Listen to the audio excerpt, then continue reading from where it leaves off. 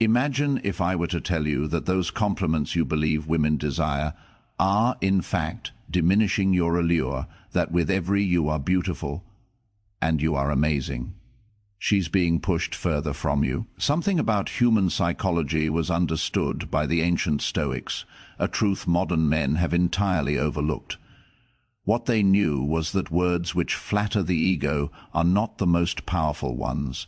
Instead, the ones that reach the soul and unveil profound truths about character hold true power.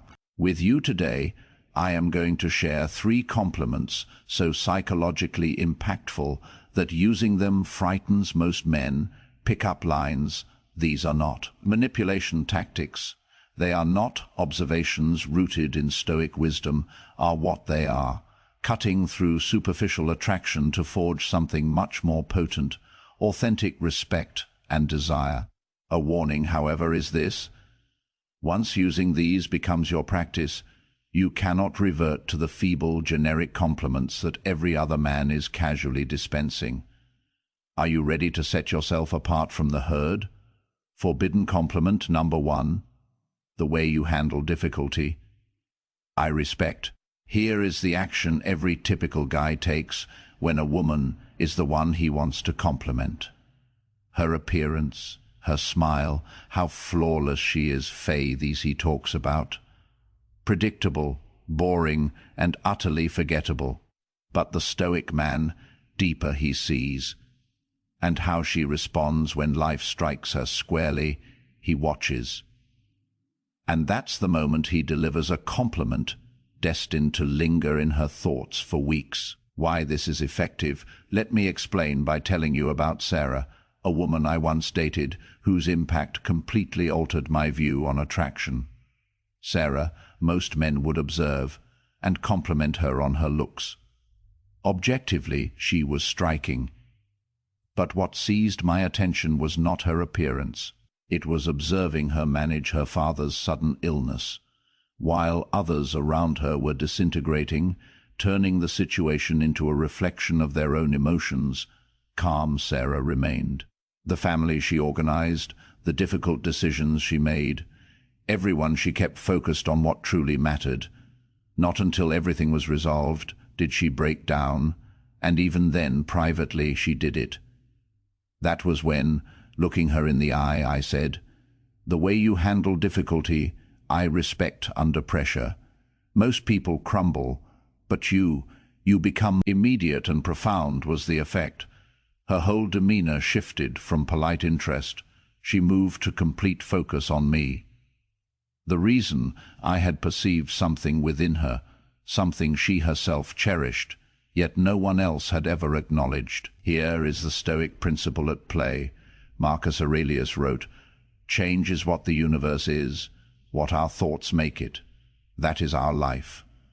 When, on how she manages change, adversity, or pressure, you compliment a woman, her character you are acknowledging, the very thing that actually defines her essence. This has nothing to do with genetics or luck.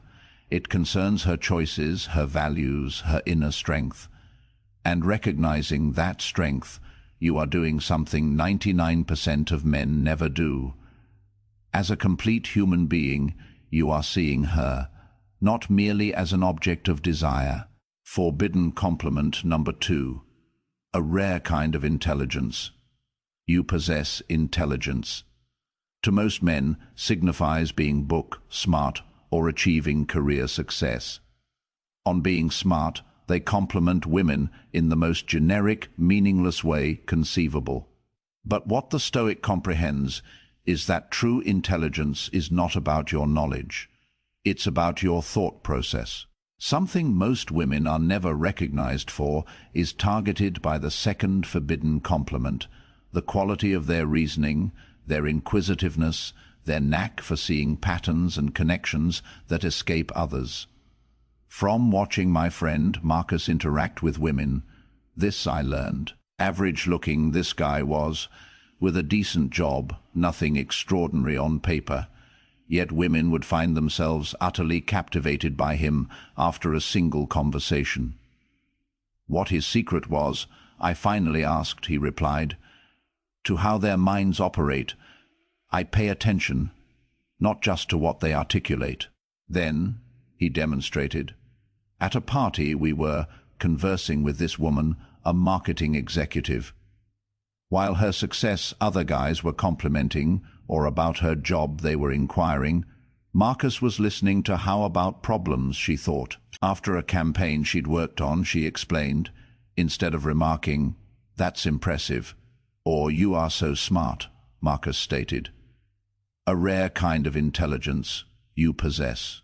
Not just what's occurring do you see. You see what is going to occur. Reactive, most people are, but your mind, it works 3 steps ahead. This woman's entire energy. I watched it shift from polite small talk. She moved to complete engagement. That compliment, she later informed me, had affected her more profoundly than anything said to her in months. Why this is effective from a Stoic viewpoint is this. Epictetus considered wisdom the paramount virtue. When someone's wisdom you recognize, not their accumulated knowledge, but their actual faculty for clear thought. The thing they've striven hardest to cultivate, you are acknowledging. Specificity is crucial, however. Generic "you are smart" compliments are devoid of meaning. The particular type of intelligence she exhibits, you need to identify. This intuitive intelligence about people you have between the lines you read in ways most people overlook. Ideas that appear unrelated, your mind connects. A rare form of creativity, that is. Questions that strike at the core of matters you ask. Surface questions most people pose, but deeper you delve. Emotional intelligence, that's almost startling, you possess. Motivations people don't even grasp about themselves, you understand. The essence is that not what she learned in school or what her job imparted are you complementing. How her mind naturally functions, the thinking patterns that make her uniquely herself, is what you are complementing. Forbidden compliment number 3, something better in people, you bring out. This one is the ultimate compliment, the one that circumvents every defense mechanism and speaks straight to a woman's most profound desire, to be valued for the impact she has on the world.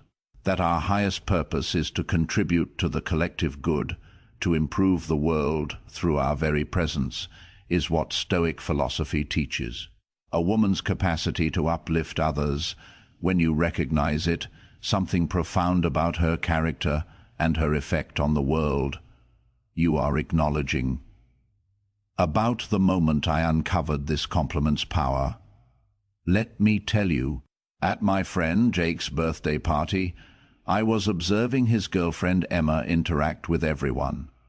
While Jake was becoming inebriated and boisterous with his friends, Emma's approach was different. Thoughtful questions she was asking, making individuals feel included, transforming superficial small talk into meaningful exchanges. That one guest seemed excluded. I watched her notice and smoothly into the group. She brought him tension. I saw her diffuse when 2 individuals began to argue about politics. No performance or attention-seeking was involved. She was simply, naturally, enhancing the entire event. Later, with Jake unconscious and Emma tidying up, to her I said, "You know what tonight I noticed? Something better in people. You bring out. Conversations with you, everyone leaves feeling more interesting, more confident, more connected. A rare gift." That is, what she was doing. She paused, and just at me she looked. Then, something that has remained with me, she said, "The most meaningful thing anyone has ever said to me, that is, that anyone noticed, I never knew." Why this compliment holds such power is this, her impact beyond her own self. It acknowledges that other people's lives she makes better merely by being who she is. It recognizes. And for most women, this is something instinctively they do, yet never receive recognition for. For what they achieve or how they appear, Women are often lauded, but seldom for how the people around them they affect. Yet this, often, is what they are most proud of: their capacity to make others feel seen, understood, and valued. The Stoic perspective here is vital. Seneca wrote, "From some other beginning's end, every new beginning comes." Acknowledging that a woman fosters positive change in others is to recognize her as someone who contributes to human flourishing. The loftiest Stoic ideal, but once more, generic this cannot be. Specificity about what you've observed is necessary. This ability to make people feel truly heard in conversations you possess tonight. I watched you, and everyone who conversed with you departed standing a bit taller. People's curiosity you ignite. Someone asks questions that make others reflect so deeply on their own lives. I've never seen. Safety for people to be vulnerable you create. That's why to you, everyone opens up, that you won't judge them. They can sense potential in people that they themselves don't perceive. You see, this way of believing in others that makes them believe in themselves, you have. Because it positions her as someone who contributes value to the world, not just someone who is valuable to behold. This complement works. Her agency, her character, her positive influence on others. It acknowledges to notice these qualities, let alone to comment on them. Most men never think on what from her they can obtain. They are too focused to pay attention to what to others she gives. But when her capacity to elevate others you recognize and appreciate in a way that no one else does, you are seeing her. Something she has likely never heard about herself. Despite it being central to her identity, you are acknowledging. What unites all three of these complements is this: their roots lie in Stoic principles, the recognition of virtue, wisdom, and positive impact. To use them, you must be present, observant, and possess a genuine interest in character over superficial traits. Below, comment with observer: if to start paying attention to character instead of just appearance, you are ready, or surfaces. If with the basic complements every other guy employs, you are going to stick. And if value in this you found, for more content that ancient wisdom with modern attraction combines. Subscribe, because the principles that 2,000 years ago created strong men still work today. If to apply them, you are courageous enough. I've tried to keep the core vocabulary, the directness, the slight insider knowledge tone, and the overall structure very similar, primarily adjusting sentence construction and word placement. Let me know if this hits the mark for you.